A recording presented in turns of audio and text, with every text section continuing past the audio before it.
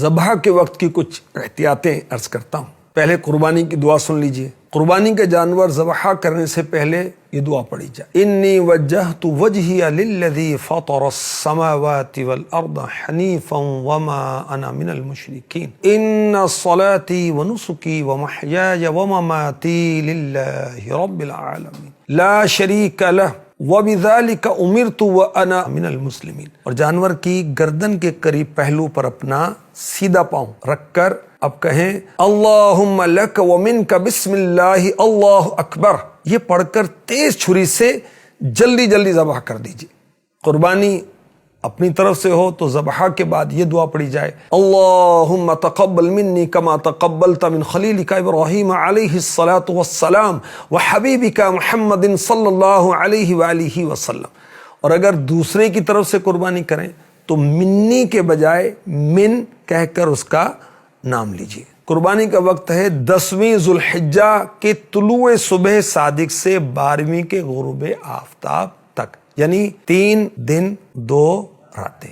ان دنوں کو کہتے ہیں ایام نحر، یعنی قربانی کے دن۔ سب سے افضل ہے پہلا دن 10ویں تاریخ، پھر 11ویں اور پھر پچھلا دن یعنی 12ویں، سب میں کم درجہ ہے۔ تکبیر کسے کہتے ہیں؟ مستحب یہ ہے کہ ذبح کے وقت کہیں بسم اللہ اللہ اکبر۔ جب 2 افراد چھری پکڑ کر ذبح کرتے ہیں، اس تعلق سے بڑی اہم بات عرض کرتا ہوں۔ دوسرے سے ذبح کروایا، خود اپنا ہاتھ بھی چھری پر رکھ دیا، دونوں مل کر ذبح کر رہے ہیں۔ یاد رکھیے دونوں پر بسم اللہ کہنا واجب ہے۔ ایک نے بھی جان بوجھ کر چھوڑ دی یا یہ خیال کر کے چھوڑ دی، دوسرے نے کہہ لی، مجھے کہنے کی کیا ضرورت؟ دونوں صورتوں میں جانور حلال نہ ہوا۔ ذبح کے وقت کی چند اور احتیاطیں، جانور کو گرانے سے پہلے ہی قبلے کا تعین کر لیا جائے۔ لٹانے کے بعد بالخصوص پتھریلی زمین پر گھسیٹ کر قبلہ رخ کرنا بے زبان جانور کو سخت اذیت کا باعث ہے۔ ذبح کرنے میں اتنا نہ کاٹیں کہ چھری گردن کے مورے یعنی ہڈی تک پہنچ جائے، کہ یہ بے وجہ کی تکلیف ہے۔ پھر جب تک جانور مکمل طور پر ٹھنڈا نہ ہو جائے، نہ اس کے پاؤں کاٹیں نہ کھال اتارے۔ ذبح کر لینے کے بعد جب تک روح نہ نکل جائے، چھری کٹے ہوئے گلے پر ٹچ نہ کریں، مس نہ کریں، نہ ہاتھ لگائیں۔ بعض گوشت فروش جلدی ٹھنڈا کرنے کے لیے ذبح کے بعد تڑپتے جانور کی گردن کی زندہ کھال ادھیڑ کر چھری گھونپ پر دل کی رگیں کاٹتے ہیں۔ اللہ اللہ اللہ۔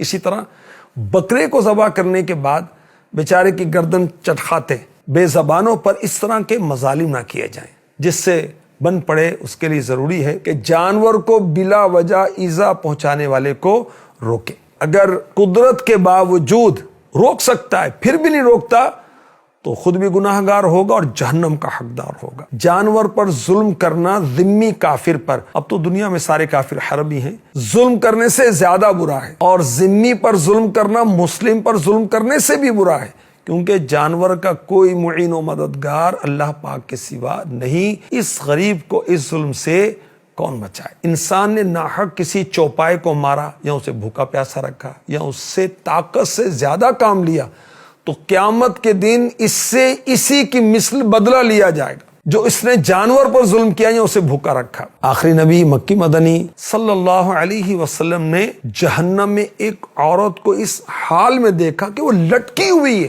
اور ایک بلی اس کے چہرے اور سینے کو نوچ رہی اور اسے ویسے ہی عذاب دے رہی ہے جیسے اس عورت نے دنیا میں اس کو قید رکھا، بھوکا رکھ کر اسے تکلیف دی تھی۔